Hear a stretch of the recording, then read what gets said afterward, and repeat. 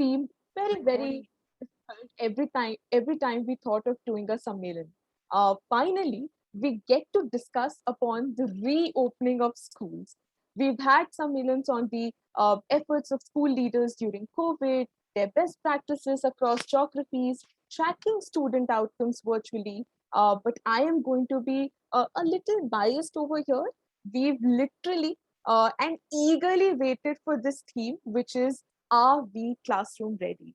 But before I deep dive into our agenda for the day, I would like to invite Shubhankar, co-founder and director of Barefoot ETU Foundation, to come and share about what does Barefoot do, and also speak about Rehnuma that led to the creation of School Leaders Sammelan. Also, one tiny request, and I think it's a norm now. Please keep yourself on mute when someone is sharing. I think we should respect that.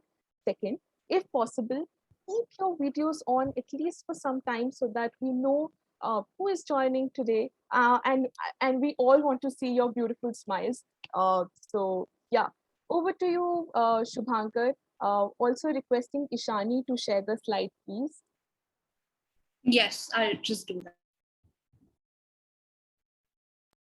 Okay, thank you, Aditi, for the wonderful introduction. Again, I'm also very excited to hear from all the stakeholders. We have a student here, we have teachers, we have parents, we have a school leader, we have an expert. And I can see some experts in the audience also. Like we had invited them to be a part of this, not as panelists but as the audience. And I'm really grateful that they took our invitation and actually have graced with the presence here.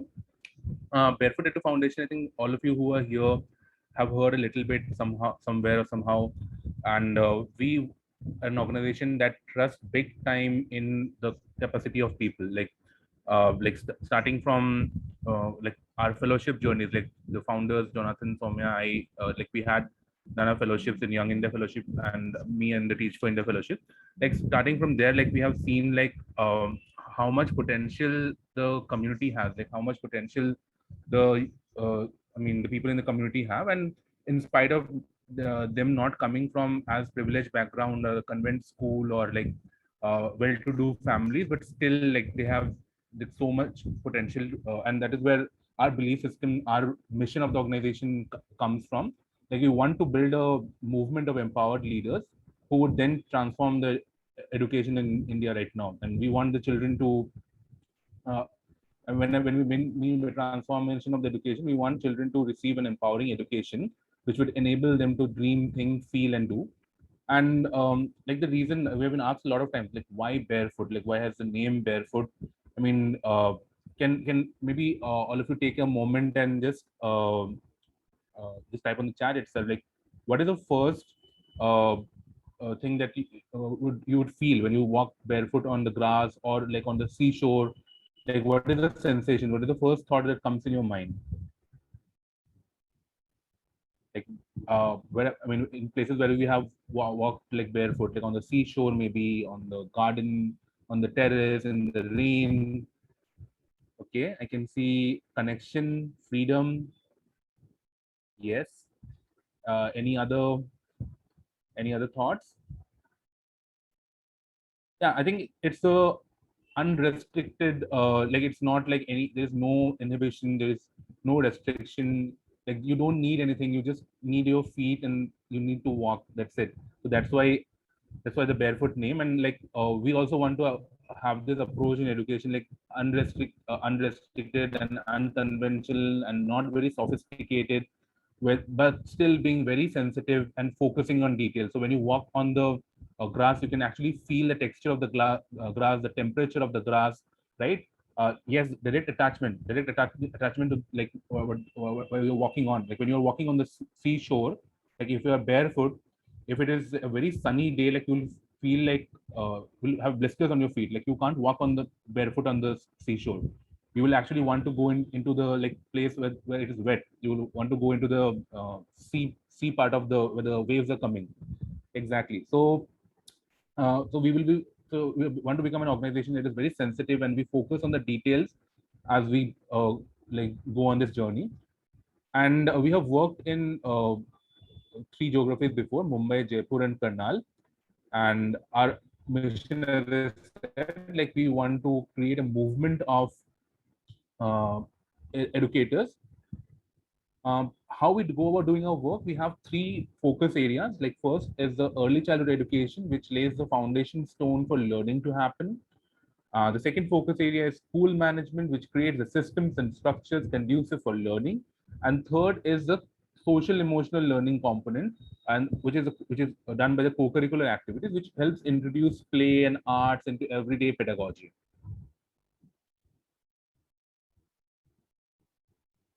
And yeah, to bring to you Rehnuma. So Rehnuma was actually a program which was born during COVID.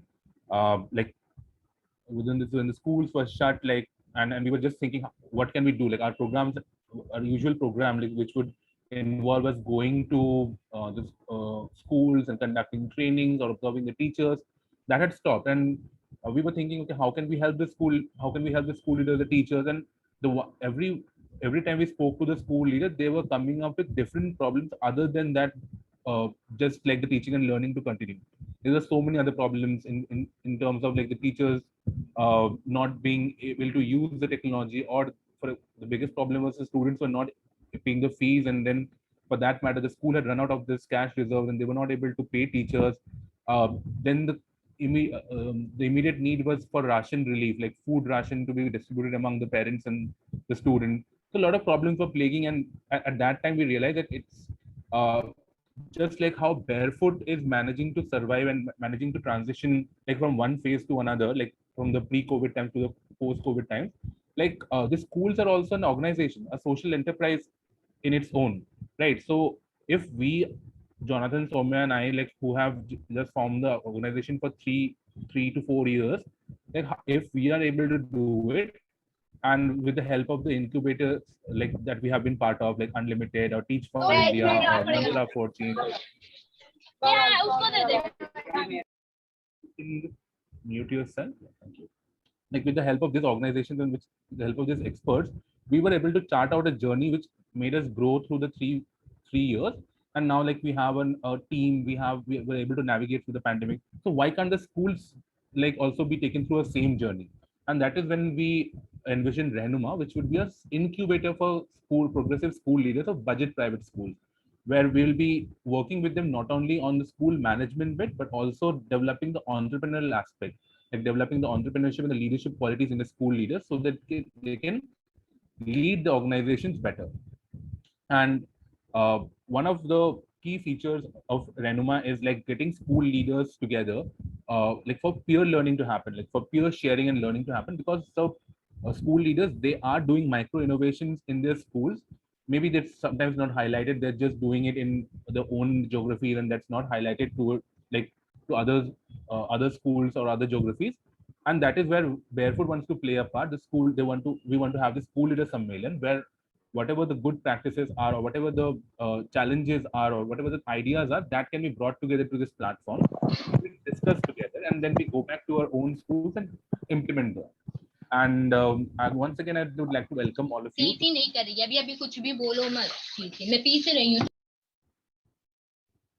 Okay. And we welcome all of you to the School Leaders Sammelan, where we will be discussing on how safe our schools are for reopening post this pandemic. Thank you. And over to you, Aditi. Thank you, Shubhankar. This will be really helpful for some of us. Some of us who've joined for the first time, and also you've put things in context. So thank you so much. Uh, Moving on, today's agenda is very, very simple. We will have a panel discussion on the theme, Are We Classroom Ready? For this, we are very excited and honored to have almost every stakeholder of the school system. So we have a school leader, a parent who is also a teacher, a student, and a senior consultant with us. I will introduce a very talented and extremely hardworking panelists in a while. But before that, there is one thing which I intentionally missed over here in the agenda, and it is something that we are going to do right now. Since we have such a diverse audience today, we would like to play a game over here to know you better. I think not only us, but I'm sure others would like to know who are the people behind these videos over here, right? So the game is very simple. In a few seconds, you will see a wheel on the screen, which we are going to spin a couple of times. Every time the wheel will stop spinning, there will be a question that it will stop at. Some of the questions are directed towards the school leaders or teachers joining us today, and some are for everyone who's joining. Once the question is read out to you, you will know who it is for. All of you just have to answer the question in the chat box below. So, for example, I'm sure this question is not going to be there in the questions that we've written over here. But for example, if the question is, what is your favorite color? So you simply have to write down your favorite color in the chat box below. We are going to play this game for the next 10 to 15 minutes. And we will pause for each question for around 20 to 25 seconds, keeping the time in mind. The motto of this game is simply to do some networking, see who has joined us today, and let the audience know each other better. Two simple rules, all of you, even the barefoot members have to participate. And all of you are going to participate. And second rule is go back to rule number one. To understand that the chat box is open for all, can we get a couple of thumbs up in the chat box here?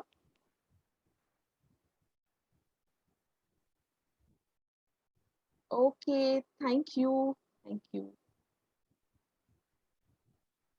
Ishani, I think you can start. Let's see where does it stop at.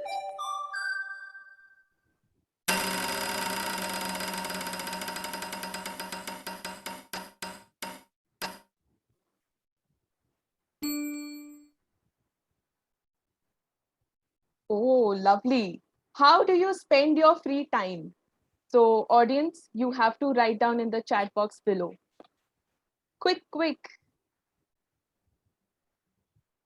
Reading books, reading. Oh my God, so many reading. YouTube videos with my kid friends, watching TV. Amazing. What an interactive audience we have today. Sleep. Lovely. Okay. Yes, Ishani, please.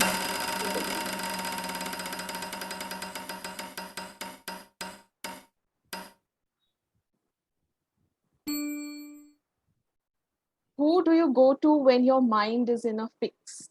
Oh,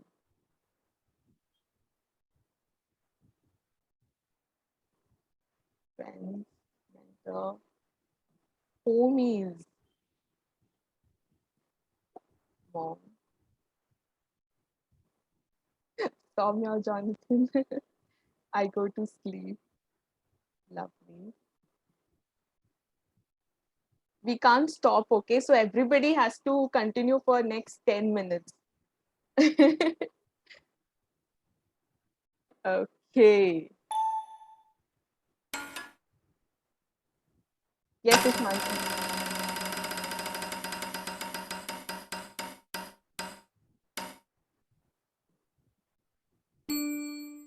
Oh, nice question. What has been your biggest achievement during the lockdown?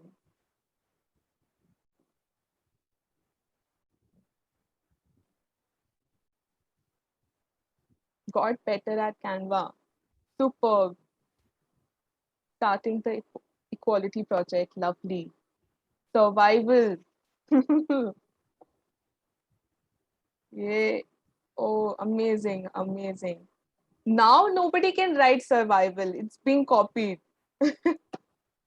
Saki project. Amazing. Okay.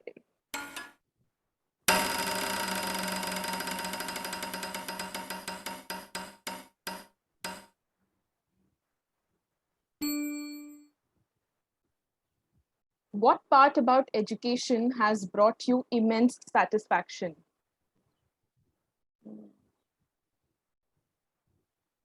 Let's see. I can't type so fast, but the audience we've got today is typing like at an excellent speed. Spreading our knowledge, struggle, knowing I'm bringing change in someone's life, spreading wisdom, excellent. Struggle. Okay. All right.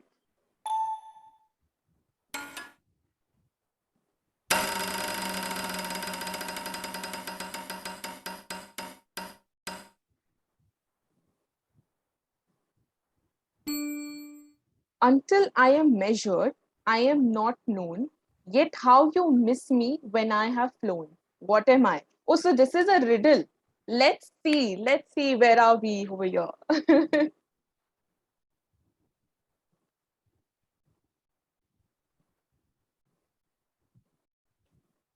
Oh, Soumya Iyer. Kavita has also. Oh, lovely, lovely. Yes, the answer is time. Yes, yes. Correct, correct. We can spin the wheel again, Ishani.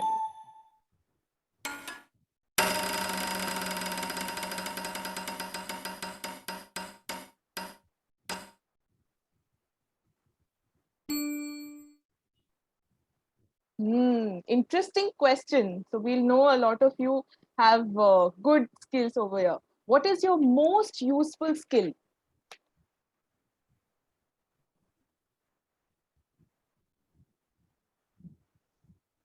Communication, people skills, communication, amazing. Organization, okay.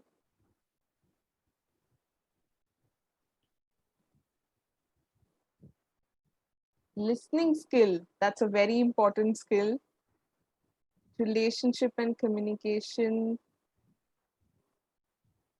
Oh, we have good communicators also over here.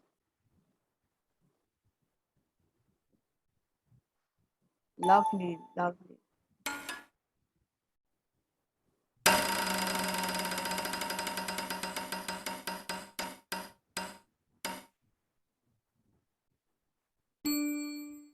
Hmm. Since when have you been associated with your school? Okay. Zamama's already written over here. 2008. Also, for the members present over here, we'll begin with the panel discussion right after this networking game, right? So by 11:30, we'll start. Okay, 2015, 2010. Super.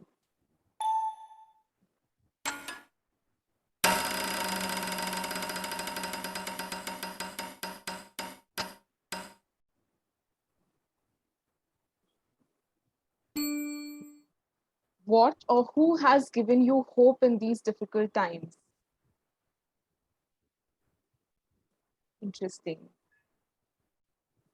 Mom, of course. Uh, my students, lovely. Collaborations, my kids, family, superb, superb. I am somewhat seeing similar names right now. Are others also writing down their answers, or are we going too fast? Oh, lovely, Sana, my barefoot team, superb. Okay, Shani, I think we can, yes, spin it again.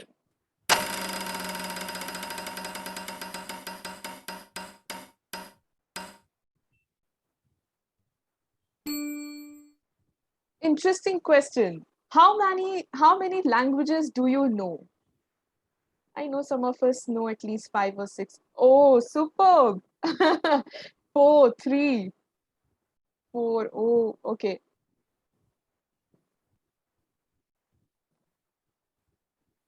English, Hindi, Urdu. 4, 5.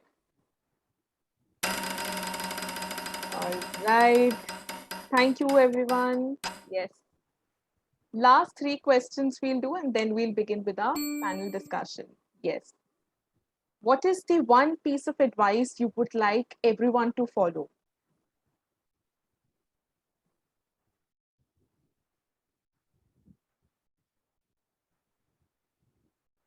Live and let live. Amazing. Make new mistakes. Stay calm. Never stop believing in yourself. Yes. I think this is something we've learned in this pandemic again and again, I think. All right. I think we can spin it again.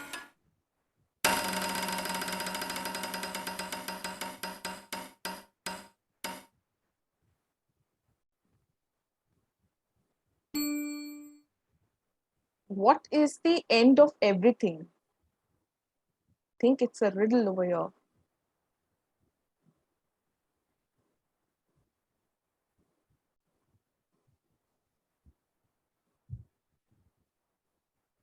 Death.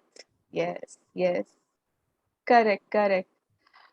Such an intellectual audience we've got today, a smart audience actually, and we've got so many answers to it. Oh, superb.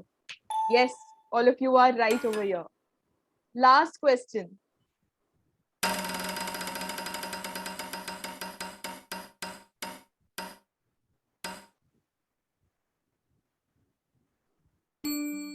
What has lots of eyes but can't see?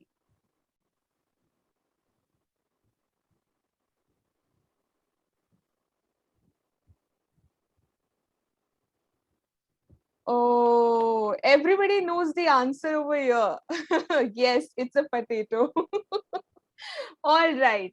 Thank you. Thank you, everyone, so for participating in this short game that we played right now.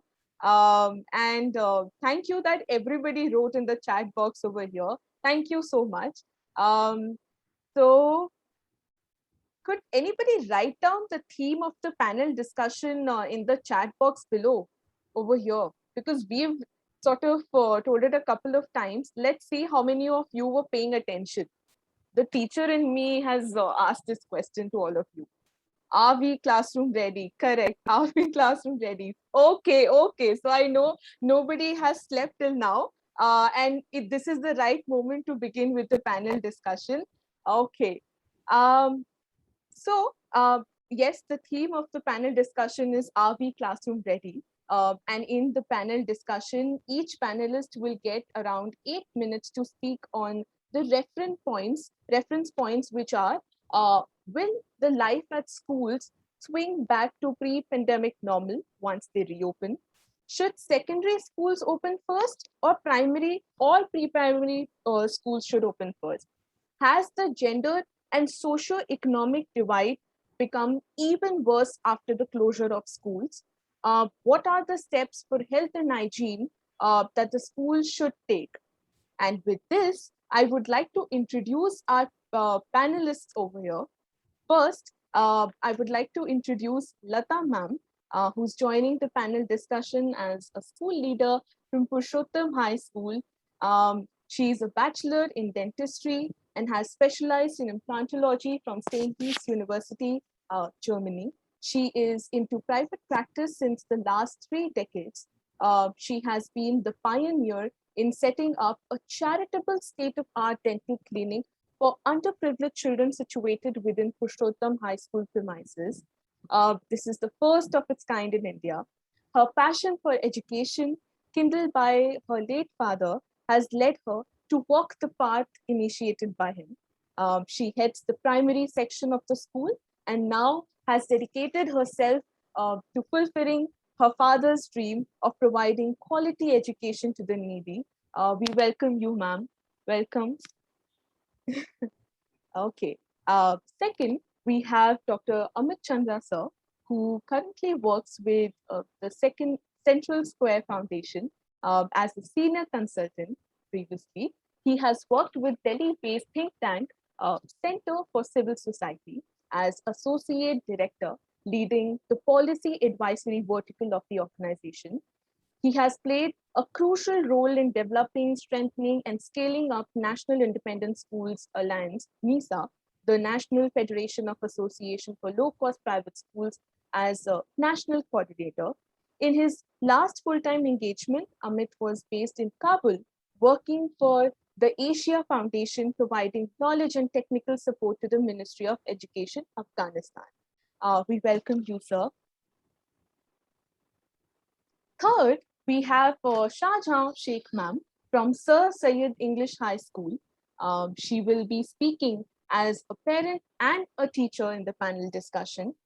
She has been teaching in Sir Syed School since 20 years. She has two wonderful kids who are studying in the same school. We welcome you, ma'am. And finally, we have Rupesh, who will be joining the panel discussion as a student. Rupesh lives in Mumbai. He is a great enthusiast of extracurricular opportunities and has grabbed many awards since in childhood. He writes poems and also owns an Instagram account where he shares his poems. Music to him is his mate, and he loves reading books and learning languages. We welcome you, Rupesh. I can't see people clapping right now. Please give a huge round of applause for our panelists over here. Please. Okay. So the order of the panel discussion will be the same as the order of introduction. First, Lata ma'am, then Amit sir, Shahjahan ma'am, and then finally Rupesh. And also during the panel discussion, all of you can write down your questions and takeaways in the chat box below. This will be an encouragement for our panelists as well. We will keep a question and answer round post the panel discussion, where we would like to take up some of the questions from our audience. And I think with this, we can begin with the panel discussion. Lata ma'am, over to you. Good morning, everyone. And at the outset, I would like to thank the entire team of Barefoot for inviting me over. And it is indeed my pleasure and honor to be here. Aditi, what is it? You would want me to answer the questions, or you would want me to give my views? Your views. On these particular questions or overall? Overall. These could be Okay. your reference points. Okay. So for me, education is movement from darkness to light. And that is the essence of education to human race. The current pandemic has affected each one of us in different ways. Either you say hospitalization, loss of job, loss of your dear ones, or businesses shut down. These are all visible impacts of the pandemic. But what is not noticed or discussed is the impact on the children, be it their educational needs or their social, emotional, physical, or nutritional well-being. The current pandemic and the closure of the school has confined our children within the four walls. And this has impacted the relationship between the children and the parent adversely. The parents, they have come to such dire strait that, in fact, the parents, a number of parents from the lower socioeconomic group, they are urging their children to give up studies, or they're asking them to take up child labor, or they're pushing them towards early marriage. So the longer the school is going to be shut, more number of parents are going to take up this woeful decision. So education is the surest path away from poverty. So depriving our children of it will doom them to a poorer and a less fulfilling life. We salute our COVID warriors, the doctors, the policemen, the local authorities who have worked relentlessly to keep our country afloat during this pandemic. I salute the teachers who have worked tirelessly with the sole aim that the education should not be disrupted. And that has been the aim of my teachers. The pandemic has forced our teachers to shift to online teaching within a matter of days. And they have taken tools from business communication. They didn't even have proper teaching platforms then. So from business communications, they have adapted tools, and with the help of those, they have continued with the education. But it is said, every adversity has its silver lining. So the bright spot of this is that there is a strengthened bond between my teachers and the parents. And this is what has pushed the children towards improved attendance and, improved academic results. Another thing is the pandemic has thrust technology on my senior teachers who were otherwise not ready to adapt it. But today, I'm amazed the way they have embraced it wholeheartedly. So I'm sure all the school teachers here will agree with me. The positives from the pandemic are here to stay. Successful reopening of the school, that's what we are talking about. So successful reopening will require the involvement of all the stakeholders, the parents, the local authorities, the management, teachers, children, and the community. The fear that the parents are facing is justified. Establishing confidence and faith in them is most important. What is the need today is the trust in the authorities. And this trust can be built only by involving all the stakeholders in the planning for the reopening and having a clear communication via credible channels. Are we school ready? Yes, of course, we are school ready.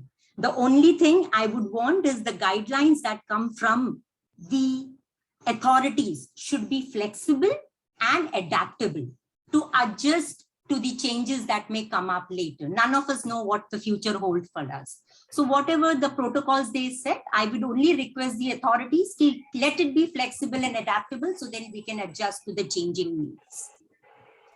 I agree, all the school leaders have been working towards the opening for the last 1 year. It is not either government will say, okay, we are opening tomorrow and today we are start running helter-skelter. Sorry. All the school leaders have been preparing for this day and they have been gearing up for the reopening. And in my view, the following steps, if we take, it should be used to implement.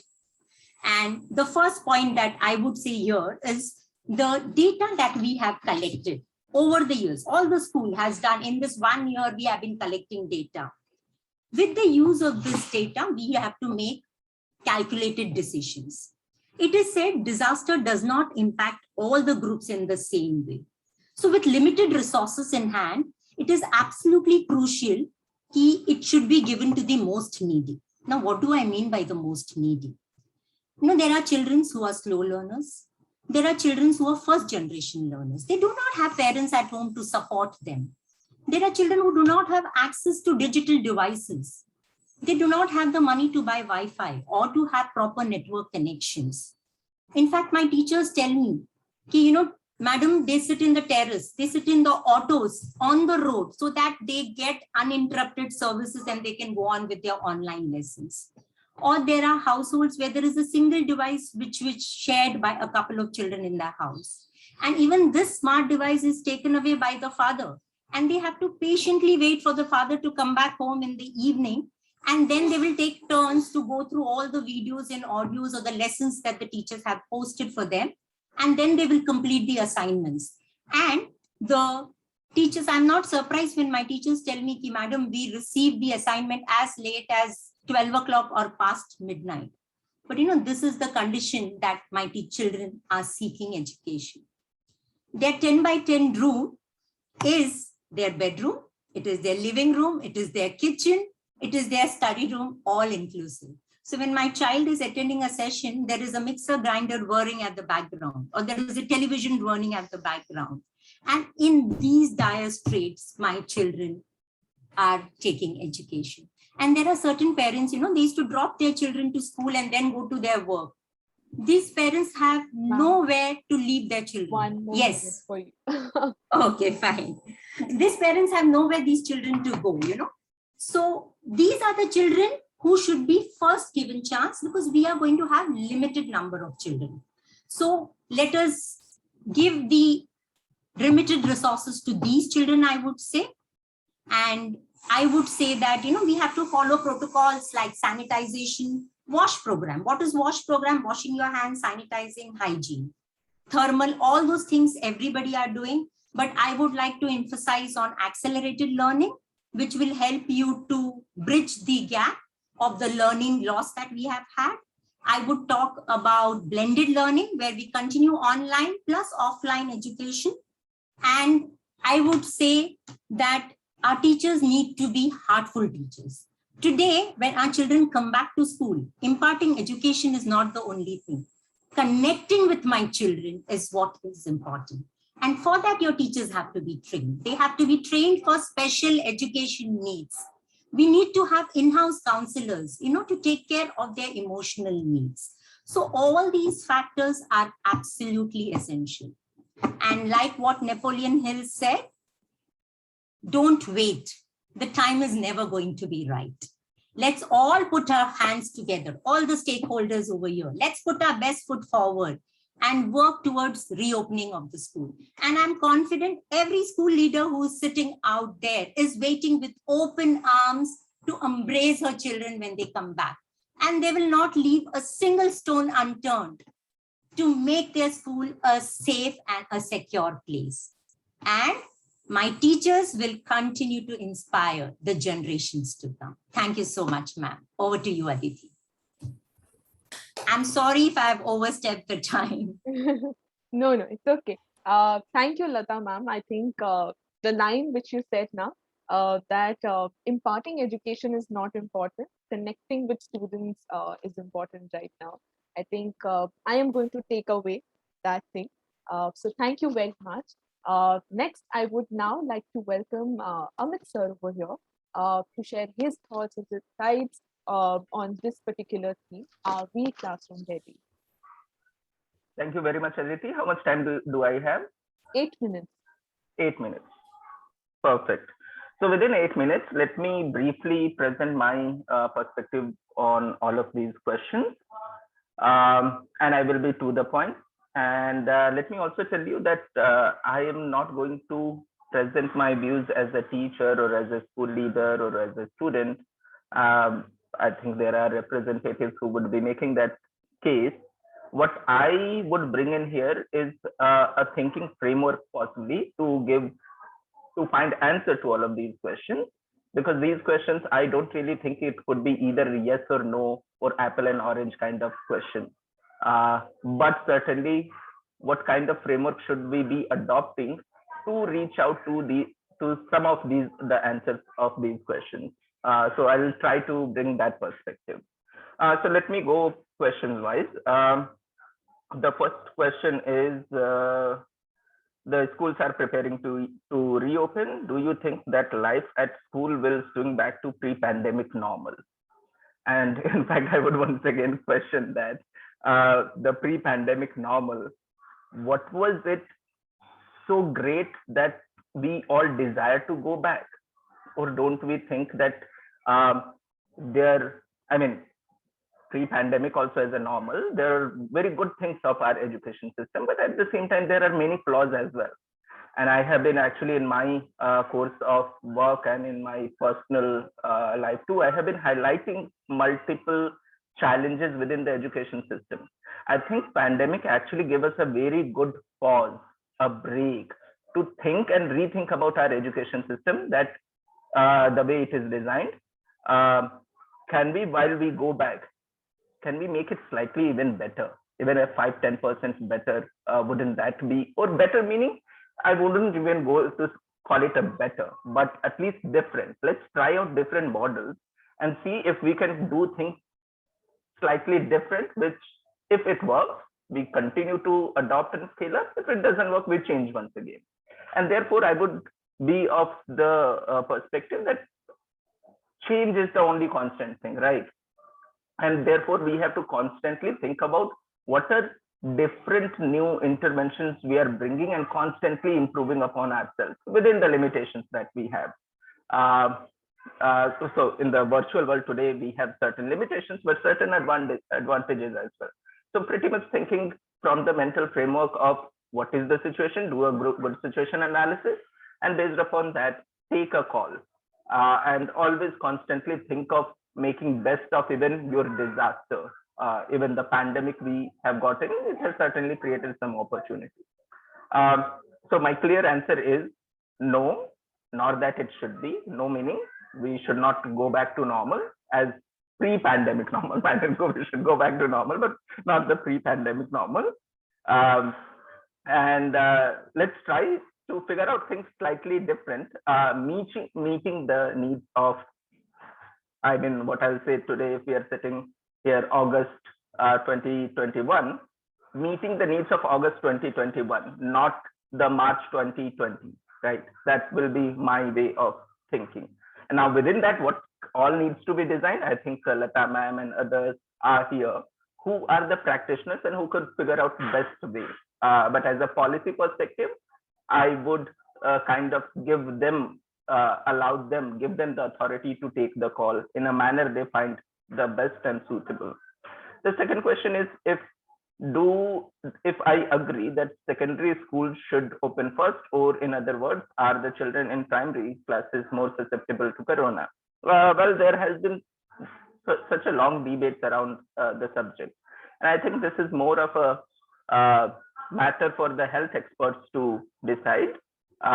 We have received, initially we got news that kids may be during the first wave, kids may be more susceptible, but later on, as now we are getting news meaning health, research update from health experts, that it may not actually affect children as much, and the younger children are the less susceptible they are to COVID-19. But once again, this is a very expertise-based topic, and let's health experts to decide. So once again, my mental framework will be, mental framework or policy framework to think about these questions. Who makes that decision? In what capacity they make decision? And in fact, when we start asking this question, are we ready to reopen? Were we ready to close down? Or were we ready to close down for such a long time? It has been, the way it seems like it has been indefinite, right? And therefore, these are the questions that asking in a centralized manner with only yes or no kind of options, with a right and wrong kind of approach, in my opinion, doesn't really work out. What we have to think about is a framework where schools and authorities and teachers and principals and local management and municipal authorities are able to take decentralized decisions. And then only we would know, we would have comparable models. So for an example, it's not, let's say Pune is open while Mumbai is closed, and for last 3-6 months. And then we have a comparative studies that where do we see what kind of changes happening, while we see that life is protected, but on the other hand, can we see that there is a educational increment in terms of learning outcome, etc., etc. So let me move to the next question, and I think we can bring further more perspectives in the Q&A session. So the next question is, do you think that closure of schools has exacerbated the gender and sorry? 1 more minute. 1 minute. Okay, I'll finish it. So whether the gender and socioeconomic divide, certainly yes. There is a study by World Bank economist called Jishnu Das, who studied, I think, a couple of years ago, there was an earthquake in northern Pakistan, and schools were closed for only roughly 2 months. And he studied as a long-term learning impact gap and found that those schools in the particular districts which are closed for 4 months, those students were lagging behind always, and therefore their potential possibility of their livelihood in over a period of time also at a adult age also was highly compromised. And therefore this certainly is going to get into that socioeconomic gap, and Pakistan study is one reference. Once again, as the sensitivity towards health hygiene will be paramount along bringing the learning laws going forward, do you have a blueprint in mind? Once again, I'll say this is our biggest challenge with this kind of mental framework, that there could be a framework and we can decide and we are like the almighty God and we can control everything and decide the best. No, certainly not. Please stop believing. This will be my kind of request or advice or suggestion. for all our policymakers and people sitting in government taking decisions, please don't think like that. Decentralize the power. Trust your school and principals and management and teachers who are close to the child, who understand them the better, rather than someone sitting in Delhi to take this decision. So decentralize that framework. That is where I think I should end. The last question is more related to students, so I would love to hear from Rupesh. Thank you, sir. Thank you so much. Your last point about decentralizing, I think that was very valid and is the need of the hour. Now, I would request Shahjahan ma'am to come and share her thoughts, ideas, views on this theme. Shahjahan ma'am. Good morning, myself Shahjahan Sheikh from Sir Syed English High School. मैं sir Syed English high school में पिछले 20 सालों से पढ़ रही हूँ। Ma'am, I can't hear you clearly. Good morning, myself Shahjahan Sheikh from Sir Syed English High School. मैं sir Syed English high school में पिछले 20 सालों से पढ़ा रही हूँ। मेरे 2 बच्चे हैं, एक लड़का मोहम्मद रेहान, जो sir Syed English high school में। Shahjahan ma'am, sorry, I'm going to interrupt you again over here. But क्या आप अपने माइक के पास ईयरफोन्स अगर आपने पहन रखे हैं उसके पास आ सकते हैं, बिकॉज आपकी आवाज मुझ तक या फिर और बाकी लोग तक नहीं पहुंच रही है. Good morning, myself Shahjahan Sheikh from Sir Syed English High School. मैं sir Syed English high school में पिछले 20 सालों से पढ़ा रही हूँ। मेरे 2 बच्चे हैं, एक लड़का मोहम्मद रेहान जो इसी स्कूल में 7th स्टैंडर्ड में पढ़ता है, और एक लड़की है अलीशा जो इसी स्कूल में 4th स्टैंडर्ड में पढ़ती है। मार्च 2020 जब से कोरोना काल शुरू हुआ है, लॉकडाउन लगा है, सभी लोगों की मुश्किलें भी बढ़ गई। लोगों का कामकाज बंद हो गया, ऊपर से बढ़ती महंगाई का टेंशन, एजुकेशन की मुश्किल। सोचा भी नहीं था कि लाइफ में कभी ऑनलाइन पढ़ाई भी करनी पड़े। ऑनलाइन पढ़ाई में बहुत मुश्किल से बच्चा पढ़ पाता है। हमारे ज्यादातर पेरेंट्स गरीब फैमिली से हैं, उनके पास इस लॉकडाउन में 3 वक्त का खाना मुश्किल से मिल रहा है। ऐसे वक्त में वो मोबाइल फोन और नेट का खर्चा कैसे पूरा कर सकते हैं, जिसकी वजह से बहुत से बच्चे ऑनलाइन पढ़ाई नहीं कर पा रहे। 60% बच्चे जो ऑनलाइन पढ़ाई कर रहे हैं उनका भी बहुत प्रॉब्लम है। हमारे यहाँ ज्यादातर घर एक ही कमरे का होता है, स्लम एरिया है, एक ही रूम, उसी में बच्चा मोबाइल लेकर बैठा है पढ़ाई करने के लिए। वहाँ माँ खाना बना रही है, छोटा भाई रो रहा है, डैडी काम पर जाने की तैयारी कर रहे हैं। बच्चा किस को इग्नोर करेगा और ध्यान पढ़ाई पर लगाएगा। जब बच्चा स्कूल जाता है, स्कूल में सिर्फ टीचर होती है सामने, टीचर को सुनना, उसकी बातों को समझना बच्चे के लिए इजी होता है, बट घर में बैठकर पढ़ाई करना उतना ही डिफिकल्ट है। ना इसमें बच्चे की गलती है और न टीचर। हमारे स्कूल में तो दिन में सिर्फ 2 लेक्चर होते हैं 2 घंटे के, बट मैंने देखा है कि दूसरी स्कूल में रोज जो है 5-5 लेक्चर लिए जाते हैं। 4-4 घंटे मोबाइल लेकर बच्चा बैठता है। क्या हालत होगी बच्चे के आंखों की, दिमाग की थकावट, बॉडी पेन, और उस पर से पूरा असाइनमेंट भी मोबाइल से ही करना पड़ता है। और मोबाइल में बहुत ज्यादातर बच्चों को नेटवर्क इश्यू होता है। हम जानते हैं फिजिकल स्कूल में ही 100% में से 70% तक के बच्चों का ध्यान टीचर की लेक्चर में होता है, बट 30% बच्चे ऐसे होते हैं जिनका ध्यान कहीं और होता है। तो टीचर उनको बार बार अपनी तरफ जो ध्यान दिलाने की कोशिश करती रहती है। ऑनलाइन पढ़ाई में बच्चे का ध्यान किधर है? बच्चा मोबाइल में सिर्फ लेक्चर अटेंड कर रहा है या कुछ और ही देख रहा है? ये सारी चीजों का ध्यान रखना जरूरी हो जाता है। इसलिए ये पेरेंट्स की भी ड्यूटी है कि बच्चा पूरी तरह से उसका ध्यान किधर है और मोबाइल का वो सही यूज कर रहा है या नहीं, इस बात पर जो है वो ध्यान दे। हाँ, हमने देखा है कि ज्यादातर पेरेंट्स तो इस 1.5 सालों में अपने बच्चों की पढ़ाई पर जो है पूरी तरह से जो ध्यान दे रहे हैं, बच्चे की जो है एक्टिविटी में पूरी तरह से इन्वॉल्व हो रहे हैं। अच्छी बात है। अगर एक पेरेंट्स के हिसाब से देखा जाए तो ये सारी मुश्किलों का हल तभी मिलेगा जब स्कूल ओपन होगी।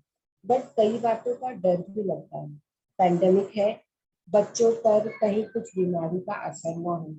मैंने बहुत पेरेंट्स को बोलते सुना है कि जल्द से जल्द स्कूल ओपन कर दिया जाए, क्योंकि बच्चों की पढ़ाई नहीं हो पा रही है।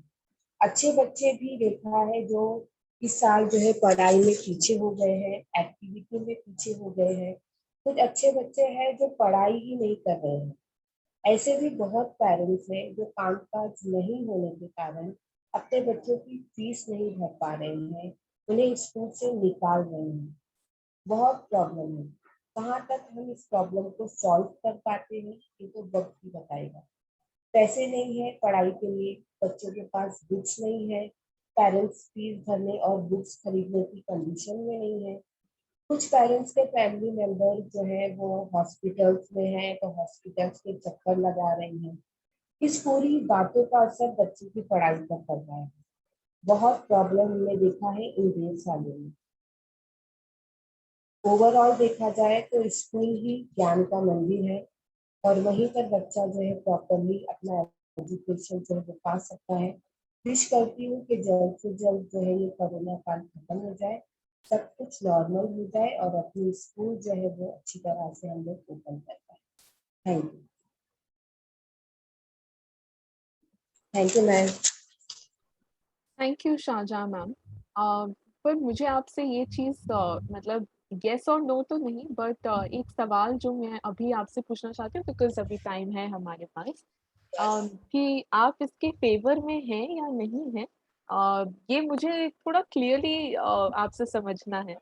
तो अगर आप फेवर में हूँ कि स्कूल ओपन होना चाहिए, लेकिन जी जो है ये भी है कि बच्चों को जो इस पैंडेमिक है तो हमें डर लगता है कि अपने छोटे बच्चे हैं स्कूल जा रहे हैं तो कहीं उन पर कुछ ऐसा, तो उनको मीन्स जैसे हम लोग जो है प्लान कर सकते हैं कि जैसे अगर 60, जैसे हम लोग 6 घंटा स्कूल जो है नॉर्मली फिजिकल स्कूल रखते हैं, तो उसमें हम लोग अगर जैसे 100 बच्चे हैं तो आधे बच्चों को या 25 बच्चों को 3 घंटे के लिए बुलाकर उनको मीन्स दूर दूर स्कूल में जो है फिजिकल डिस्टेंस जो है वो बताकर उनको बिठाकर सैनिटाइज स्कूल को अच्छी तरह से साफ सफाई करके, तो हम लोग उनकी पढ़ाई पर थोड़ा जो है वो ध्यान दे सकते हैं और उनको बुला सकते हैं कि उनको स्कूल में एटलीस्ट 2 या 3 घंटा तो वो पढ़ाई कर ले, क्योंकि घर में देखो ऐसा माहौल होता है जो गरीब फैमिली के हैं तो एक ही रूम है, तो हम लोग को पता है एक ही रूम में बच्चा कहाँ किस किस को इग्नोर करेगा। उसी रूम में पेरेंट्स बैठे हैं बातचीत कर रहे हैं, बाजू वाली जो है आंटी भी आ जाती है, तो बेचारा वो बच्चा कहाँ से जो है पूरी तरह से जो है वो ध्यान दे पाएगा लेक्चर में। तो मोस्टली जो है अभी जो ऑनलाइन पढ़ाई जो है मेरे ख्याल से जो है बच्चों की नॉलेज तो जीरो ही है। ऑनलाइन पढ़ाई में बच्चों को कुछ नॉलेज नहीं मिल रहा है। अगर हम लोग ऑनलाइन पढ़ाई को ही कंटिन्यू रखते हैं तो मुझे नहीं लगता कि बच्चे कुछ सीख पाएंगे। तो अगर हम लोग स्कूल में ही अच्छे से स्कूल को सैनिटाइज करके या प्लान करके बच्चों को 6 घंटे के बजाय अगर सिर्फ 2 घंटा जो हम लोग ऑनलाइन ले रहे हैं वही बच्चों को स्कूल में बुलाकर अगर हम लोग पढ़ाई कराते हैं उनकी, तो वो ज्यादा जो है बेटर है मेरे ख्याल से। And as a school teacher, क्या ये स्कूल में पॉसिबल हो पाएगा? यस मैम, हो पॉसिबल हो पाएगा अगर सब लोग मिलकर जो है काम करेंगे, सब लोग मिलकर जो है अरेंजमेंट कर लेंगे स्कूल्स के मैनेजमेंट प्रिंसिपल टीचर्स, तो मेरे ख्याल से हो सकता है पॉसिबल। अगर हम लोग देखा जाए तो यहाँ पर जो स्लम एरिया है हम लोग देखते हैं जो कोचिंग क्लासेस है वो ऑलरेडी ओपन है, वहां पर बराबर बच्चे जा रहे हैं, स्कूल्स नहीं आ पाते लेकिन वहां पर जा रहे हैं, तो अगर उनको देखा जाए वहां पर वो बच्चे जा रहे हैं तो 50-50 बच्चे बैठे एक साथ, तो अगर हम लोग यही जो है कोचिंग क्लास को इग्नोर करते हुए अगर पेरेंट्स को एक मीटिंग रखकर उनको जो है बताएंगे और स्कूल में ही मीन्स हम लोग पूरा प्रोटेक्शन के साथ अगर बच्चों को बुलाते हैं तो मेरे ख्याल से बच्चों की जो है बहुत बच्चों को फायदा होगा। Thank you, ma'am. Thank you so much for sharing your thoughts. Now, I would like to invite Rupesh, for whom I think all of us have been waiting, because he's at the center stage over here, because he's representing as a student, and we would like to hear your thoughts. That should the schools open, are we classroom ready? So over to you, Rupesh. Yeah, Devi, am I audible? Yes, you are. Great. So, hello everyone. As all of you know, my name is Rupesh. So today, firstly, I would just love to answer the question that Aditi Didi just asked me. I say yes, schools should reopen. I would just love to elaborate a little on that. For that, I have 6 questions in handy that I would love to focus on throughout my talk about the 6 questions are. The first question is that I would just firstly love to just take a pause and just reflect on the challenges that I as student have faced during the course of this pandemic. So the first and the most important challenge that I faced as a student was financial issues, belong coming from a low income background where my family lives on daily income. We had to we had to migrate back to our village, and my dad was unemployed for an entire year.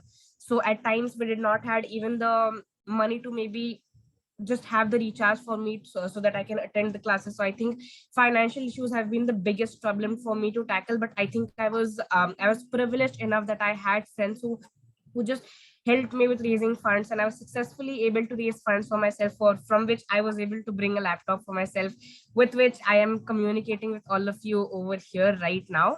On the other hand, second is lack of social interaction. I think as the pandemic started, it just pushed all of us. It just bounded us, our circles. It just bounded our circles with our family circles, and due to the lack of social interaction, a lot of psychological issues arose during the pandemic. Psychological issues like mental disorders, like stress, anxiety, and all that stuff came in because of the digital exposure that increased during this pandemic. A lot of students were the entire learning shifted virtually, and students were exposed to a lot of digital platforms, like social media platforms like Instagram, Facebook, and all of these stuff. So all of these caused a rise in mental issues, owing to which, I know the education system that we owe is not that inclusive, because we are not able to bring in that aspect of maybe making our students well equipped to go through their emotions. So on that note, I started a student mental health club for teenagers, where we together try to foster mental well-being for all the students. On that note, I know technological access has been a huge barrier for a lot of students. We live in a country where 60% of the students already do not have access to internet. That means 60% of the students have not been learning for the past 18 months. And the rest 40%, amongst the rest 40%, at least, like, I think just 10% of them are able to gain quality education through different organizations, because I have seen a lot of TFI and non-TFI classrooms where learning is not going in a way that it should be. And at the last but not the least, network issues have been a huge barrier for all of us, because I think all of this was a new thing for all of us. But I'm glad about the fact that the pandemic just got the entire education system in spotlight, and we were able to detect the loopholes in the education system, and we were able to amplify it for a better cause. On that note, I would love to move on to my second question that I have for today's panel, which is, what extra efforts do I had to pour in to keep the learning of mine and my peers going? So I would just love to answer this question using 3 very important values, which is ownership, perseverance, and empathy. I know at times there were internet issues. I was not able to attend classes for a month, classes for a week. But in those times, I think what led me was perseverance. So I think the values were the same. The values were the same as they were pre-pandemic, but I think the severity of these values had increased, because I had to take high level of ownership of covering my studies for an entire month, sitting days and nights to complete my notebooks, asking for notes from my friends, sending them to tell it on WhatsApp, and just calling up my teacher, and just constantly asking her for doubts. So I think the intensity of all these values just increased as the pandemic just stepped into our lives. And then moving on to the third question, which is what role have I played as a leader in keeping the learning of in keeping my and others learning around me going. So I think the biggest role that I've played as a leader is adaptability. I know that I know that prior to the pandemic, all of us were indulged in the conventional teaching method of going through a physical of learning in physical classrooms. But I think adaptability, I was able to adapt. I started learning new stuff. I started exploring myself. I started exploring the web. I started making docs and during this pandemic, I felt that maybe this was a time when it is important for all of us to just come together and play our part in the society, because things have been tougher than ever before. So we need action more than ever before.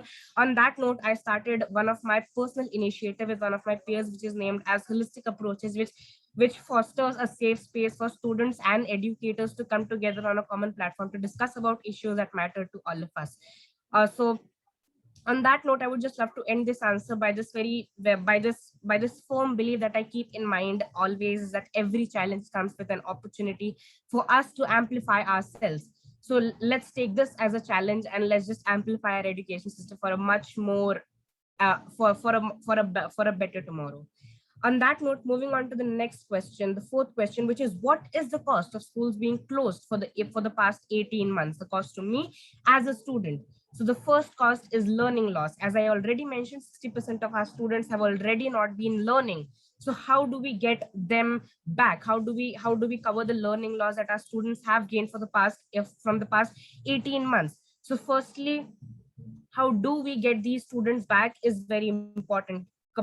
Just bridging that learning gap, I would again revert on that learning loss part in my next answer by just re-emphasizing on how can we cover that learning loss.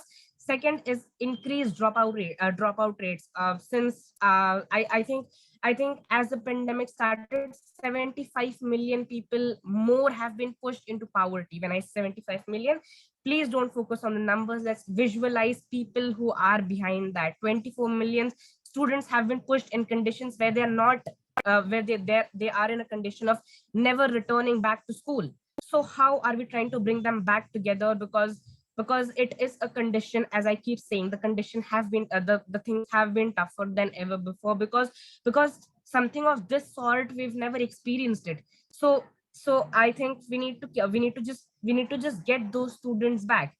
And third, and the most important point, and which I think I mentioned this in one of my answers while we were playing that game, is increased violence. Child labor has increased more than ever before. Child marriage has increased, and all the dark practices have increased more than ever before. The gender gap has increased, and people have been denied equity and equality. And on that note, I have started my biggest project, which is the equality project. One more minute. Yeah. Sorry, Yeah, I don't I'll want just to stop you, but yeah. one more. Yeah, I will. I'll just sum it up. So the Equality Project is an initiative where we try to bridge the gap amongst all the genders with the essence of respect and understanding. I'm currently working with 40 other student leaders. I have 4 model sessions, panels, TEPX, and a leadership consultant track where we together try to bridge the gap amongst all the genders. And the last but not the least is maybe the biggest challenge over here is bringing the attention back. We just at times we just don't realize that education is a center point of all the things. So if a student is not getting educated, we can just visualize the impact, the long-term impact of it. A student not being educated, then he might be exposed to wrong atmosphere, wrong ways, then crime rates increasing, and the way all of it is interconnected. And we need to change our conventional method of just a second, I'm just getting a phone call, and I'm so sorry for the disturbance. So yeah, it is time that we start questioning our conventional method of teaching, and we start valuing equity more than equality. We start valuing the requirements of a specific child instead of catering the same content to everyone. And I would just love to quickly sum up the next two questions, which is the first is, will all the students be able to recover the implications of the pandemic? I think for this, it is a maybe, because I feel I'm saying a maybe because it depends on our efforts, the efforts that we put into maybe getting the learning of the students, covering the learning of the students, because as I already mentioned, 75 students have been pushed in poverty. How do we get them back? 24 million students are on a verge of are on a point of never returning back to school. So how do we cover that gap? But at the same time, I know there is a sense of possibility. Organizations like Teach for India, the Cancer Foundation, and Clay Lab are trying to foster educational equity for students. So yes, it is possible. And how can we do that? We can do that by reimagining the education system, by redefining the purpose of education. Because at this point of time, as a student, I feel student leadership is what can lead us to a much more equitable India. Because because because as students, we are the biggest stakeholders of the future generations. And my last answer, which is, how do we reopen schools? So I would just love to sum this entire answer up in 4 points. Is firstly, eradicating the fear from the minds of students of going to school. I know I myself have been raised in a low income private school. So how do we eradicate that fear from the minds of student of going to school? Then second, and the most important point, shifting from a knowledge based learning to an application based learning. Because at this point of time, our education system is on a verge of vulnerability, and it is up to us that how do we ping it off from where it is to where it has to be. We need to expand the horizons of our classroom by unleashing the students to their fullest of potentials, by giving them exposure to different opportunities. And at the last and the third is creating safe spaces. At this point of time, we need to make students feel that yes, they are somebody and we care about them. We need to create safe spaces as educators, as parents, as equal partners in the education system. We need to create safe spaces so that we are giving that space for a student to unleash themselves to fullest of their potentials. And last but not the least is that, taking into consideration the carelessness of people around us, we don't know, there might be million other waves. We need to start training our students and educators to get well equipped with using technology. I work with 15 different organizations to foster educational equity, organizations like Ayukta and the Umang Foundation. And and because it is like teaching a student something as simple as how to just drop a WhatsApp text, how to record voice note, how to join a Zoom meeting, and something even as small as how to even like open a phone or open an app can make a big difference in the learning of the student. Because I feel together only we can achieve an India that all of us envision, is an India that is free of poverty and filled with love. Thank you so much. Rupesh, you've left everyone speechless. What a star. I want to clap for you and just not stop. Excellent. I mean, like when you were sharing your thoughts, people, they were like, I don't mind how am I looking. Put my video on, and they were just smiling, looking at, how coherent, and the pointers that you had mentioned over here, fabulous, very good actually, and superb. You were the rock star of the show. Sorry, panelists, I'm sorry I'm saying it over here, but but you were the rock star. No, of 100%, 100%. In fact, I always encourage students to come. I mean, even in my policy making ideas, I keep saying keep student at the center and design things. So I'm always happy. We should give actually more and more time to speak and share. I mean, students are the biggest stakeholder. Wonderful, wonderful to hear, Rupesh. Absolutely. Thank you so much, Rupesh. And you've entered the panel discussion on such good points. Thank you so much for sharing them. With this, now I would open the chat box. Also, if there are some questions for our panelists, please do share. Or if you have something to share with the panelists, I know Rupesh has got a lot of admirers now, and he must be very proud of himself. And the school leaders, parents, teachers, all are proud of you. But if we have any questions for the panelists, please do share in the chat box. There is one question that is for Lata ma'am, and this was asked from Shubhankar. The question is, how would you approach parents to convince them about the equitable distribution of resources? Yeah, this is what this question was. Shubhankar, we are in constant touch with our parents. As I said, involving all the stakeholders is absolutely essential. Can I continue? Yes, please continue. So as I said, I stressed on blended education. So that is where my point is. It is not possible for us to get our entire strength back to school. So to prioritize who need to come to school and who have the devices at home and who can continue. So in my opinion, a few hours with the teacher is more important than none at all. And my parents definitely, as I explained already when I spoke, they are, and as Rupesh beautifully said it, all the difficulties that he had to face and how he managed to overcome that. I'm sure everybody wouldn't be in that line. So they are looking forward to come back to school. So I'm sure if the management and the teachers are able to convince them the safety and the security of their children, and we follow all the protocols, we can definitely look at continuing with opening of the schools, is what my take is. Have I answered clearly enough, Shubhankar?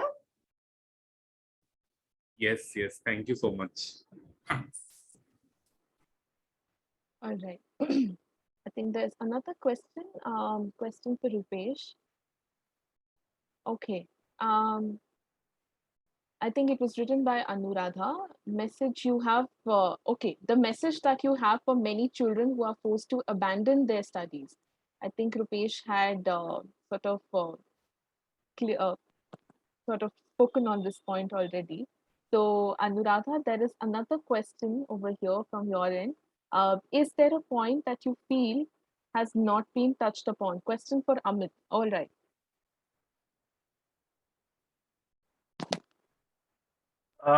Yes, there are certainly many points that needs our attention, but we, due to limitation of time, we can't actually cover almost everything. But to answer this one important point I would like to bring in, which we have not touched, at the same time gets lost in our day-to-day conversation regarding opening of school or not, and usually our imagination of loss gets limited to learning loss only. But also the audience here is mostly from private schools, but let me take your thought to the first wave and rethink of the scene when you saw on television laborers were migrating and walking and cycling and going through buses and hiding themselves in the goods trains or whatever, from, let's say, Mumbai or Kerala or Hyderabad to Bihar, Odisha, Chhattisgarh, wherever. You know what happened when the family was migrating? This was not just only laborers migrating, the entire family. And along with those families were the kids. So while we are thinking about learning loss, we should also keep in mind there is a huge generation that has completely dropped out of our school education system. We don't know actually where those children are who went back to their villages, and in their villages once again they are enrolled back to a local school or not, right? So we fear that there is not just learning loss in terms of learning deficit, in terms of completely educational loss for a generation. And if they are not able to come back to education system, this will be a very disappointing scenario. That's point number one. Point number two, in the same case, today educational institutions are not just a place for imparting teaching learning. And specifically, once again, I take your attention towards the government schools. Midday meal, right? It's a source of nutritious food for many families. And when the schools were closed down, these children, the poor children, were also devoid of meal, nutritious food, right? So that is the place, and we actually don't know exactly to the extent this learning loss or educational loss or dropouts, etc., have happened, because we still have not opened the school. Once only we open the school, then only we would know to the extent, and we already also know many of local private schools too are shutting down because they could not sustain with the changed circumstances. They could not continue.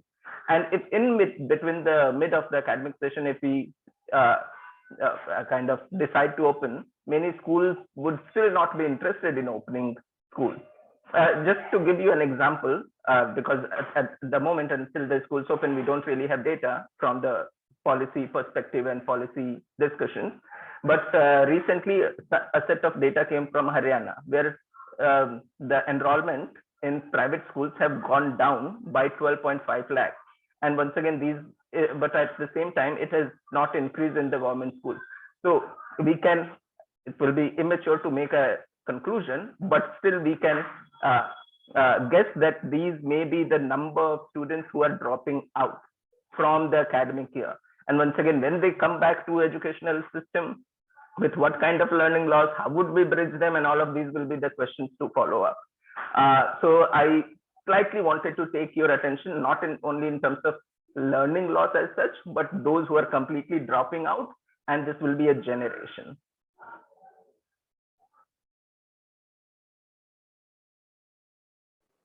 Thank you, Amit. Thank you for touching on these points.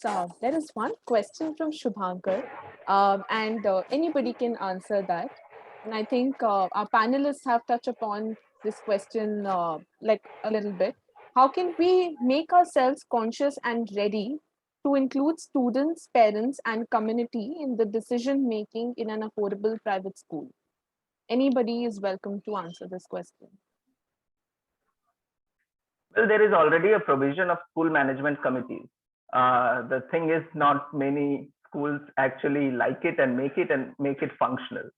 But in a very participatory, democratic manner, school management committees can be activated, or have a larger parents teachers meet, as Delhi government has started following. So there are examples, and it has been happening. There is a very good example from Nagaland, where as a community, when I was talking about decentralization of decision making, the communities were authorized to make those decisions and had the local recruitments, etc. So with the community engagement, their enrollment had gone up, their learning level had gone up, and the transparency and accountability had gone up. So there are different models. The only thing it requires is the commitment. If you believe in this idea, you'll create a framework to work it out. All right. Thank you. Thank you again to our panelists for deep diving into the theme and bringing forward a clear picture in front of us. So with this, we come to an end to the panel discussion. We won't be able to take any more questions, but I request our panelists to put down their contact details. They could write down their email IDs in the chat box so that if somebody wants to contact you, they can. And before we say goodbye to each other, I have an important announcement to make over here. So at Barefoot, we have two competitions coming up in the month of September. Most of you may already know about them. One is Junoon, which is an event designed to bring out the creativity of children. It has around 10 different events this time in which children will be participating. The other one is Spardha, which is similar event, but for teachers. It's a teachers innovation competition, which has 5 different contests in it. The registrations for Spardha are open till 6 p.m. today. For Junoon, we would invite all of you to come and attend our grand finale.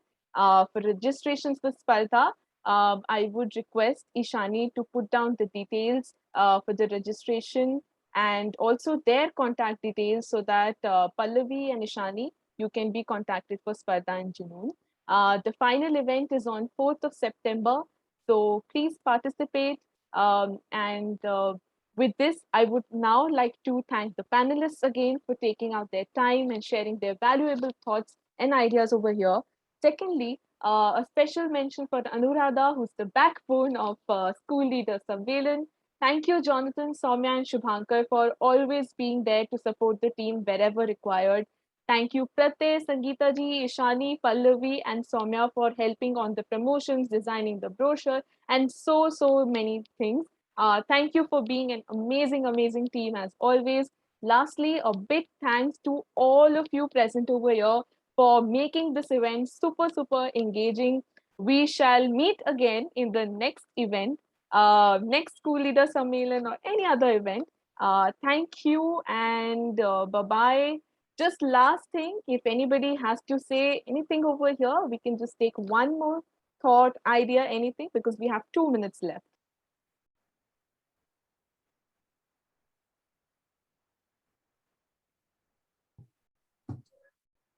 Aditi, can I? Yes, I yes. would just like to express for Rupesh.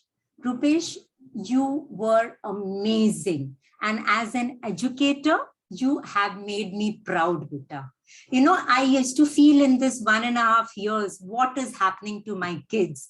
But you, the way your clarity of thoughts, you know, your communicating ability is different.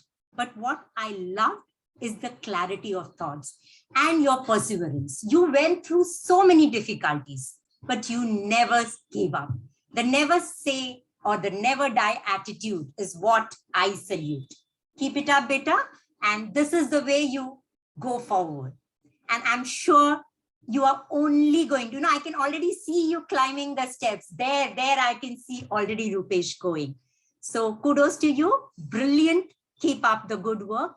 And I am amazed that, you know, what you went through, you formed a club. You understand what were you going mentally, and you decided to help yourself. See, helping oneself is very easy, but the thought of understanding what others are going through and helping them and forming a mentor group or a whatever club you form, it is applaudable. Please keep up the good work. And I would love to interact with you in person wherever the opportunity arises. Thank you so much. Thanks, Aditi, for letting me speak that. Thank you, ma'am. Yes, somebody has asked that Yeah. will they be able to get the recording of the session? Yes, we can share it to the audiences present over here. Pratyay, do you have anything to share? You had mentioned. Yeah, I was just mentioning that we will also share a checklist with all the participants that we have collated with all the resources in the closing email. So, yeah. Thank you so much. And with this, we can say bye-bye to each other. We'll meet again in another event.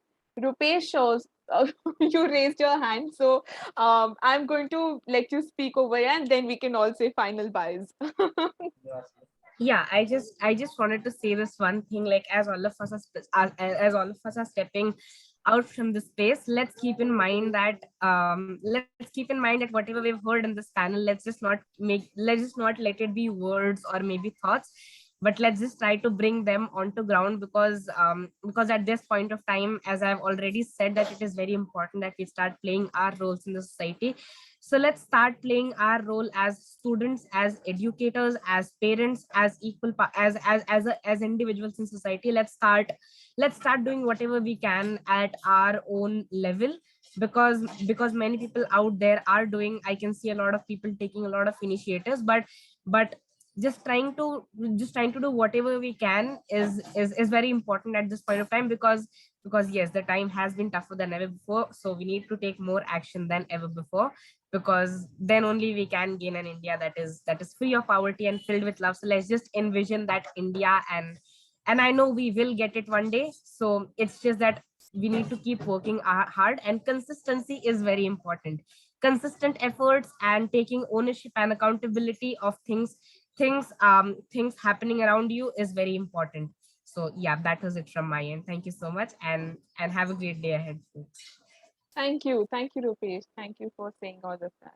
All right, final byes. Bye, everyone. Bye. Take care. Thank you.